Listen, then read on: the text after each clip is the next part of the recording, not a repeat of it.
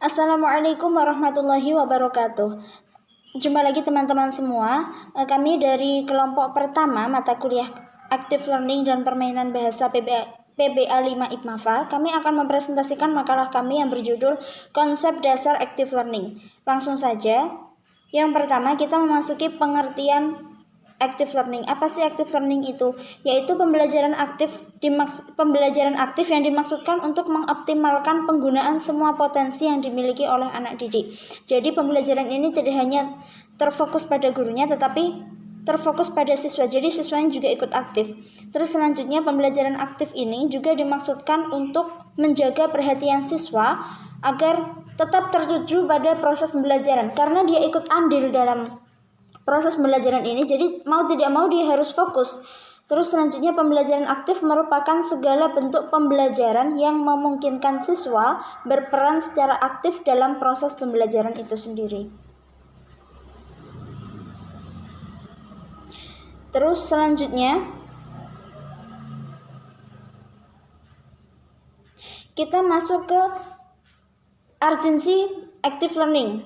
Nah, ini pentingnya pembelajaran active learning bagi seorang siswa, yaitu siswa lebih mendalami dan mengingat pembelajaran dalam waktu lama.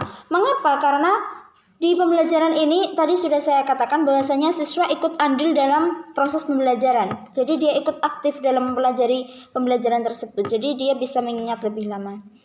Terus selanjutnya, melatih skill peserta didik dalam pembelajaran di kelas maupun di luar kelas. Terus selanjutnya,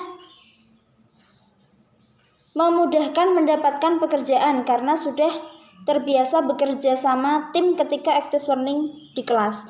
Jadi ketika seorang peserta didik ini mendapatkan tugas kelompok, itu dia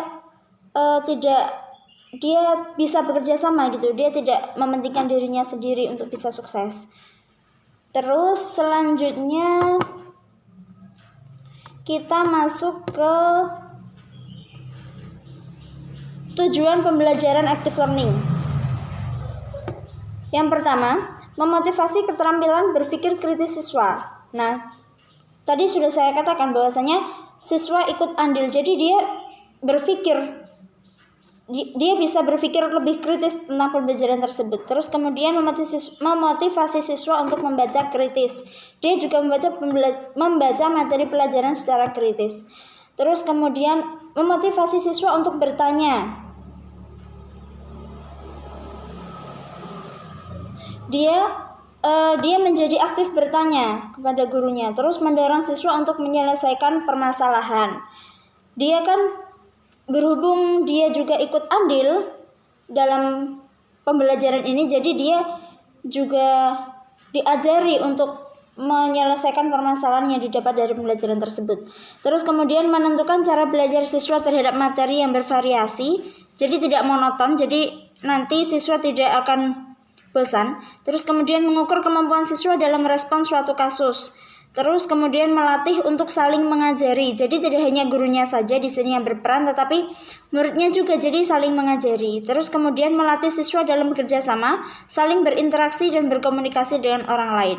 Assalamualaikum warahmatullahi wabarakatuh. Saya Muhammad Albab. Di sini saya akan meneruskan penjelasan dari Mbak Sa'adah, karakteristik dan ciri-ciri pembelajaran active learning. Nah, berikut ialah ciri-ciri pembelajaran active learning. Yang pertama, penekanan proses pembelajaran bukan pada penyampaian informasi oleh pengajar, melainkan pada pengembangan keterampilan pemikiran kritis dan kritis terhadap topik atau permasalahan yang dibahas. Jadi, dalam pembelajaran active learning ini, siswa tidak hanya diberikan informasi, tidak hanya diberikan materi, tetapi juga dilatih mengembangkan keterampilan pemikirannya, berpikir analitis dan juga berpikir kritis terhadap topik atau permasalahan yang dibahas. Yang kedua ialah siswa tidak hanya mendengarkan pelajaran secara pasif, tapi mengerjakan sesuatu yang berkaitan dengan materi pelajaran. Nah, jadi dalam kelas jadi pembelajaran active learning ini, siswa tidak hanya sekedar mendengarkan, tidak hanya diam di dalam kelas, tapi siswa juga ikut nimbrung caranya, ya kan? Siswa juga ikut memberikan argumennya, mengeluarkan pemikirannya ketika dalam kelas yang berkaitan dengan materi pembelajaran. Terus yang ketiga, penekanan pada eksplorasi nilai-nilai dan sikap-sikap berkenaan dengan materi pelajaran. Jadi di dalam pembelajaran active learning ini, guru juga menilai tidaknya dari materi yang diterima oleh siswa, tapi juga tentang sikap-sikap bagaimana siswa itu dalam kelas, bagaimana sikap dia mendengarkan dan bagaimana dia sikap ketika ikut dalam pembelajaran tersebut. Terus yang keempat ialah siswa lebih banyak dituntut berpikir kritis, menganalisa dan melakukan evaluasi. Nah, ini sama seperti yang kita tadi. Jadi siswa dituntut untuk berpikir keras, berpikir kritis, ya, berpikir kritis dalam topik yang sudah disediakan oleh guru, dan siswa juga harus ikut dalam diskusi tersebut, dan bagaimana siswa juga berpikir kritis seperti itu, dan juga bisa kritis menganalisa. Terus yang kelima ialah umpan balik yang lebih cepat terjadi pada proses pembelajaran. Terus selanjutnya komponen active learning. Nah, dalam komponen active learning ini sendiri ada banyak komponen. Yang pertama ialah komponen bahan pelajaran, yang kedua komponen pendidik, yang ketiga komponen pendidik, yang keempat komponen media, yang kelima adalah komponen evaluasi. Nah, yang pertama komponen bahan pelajaran sendiri ialah materinya, ya. Dalam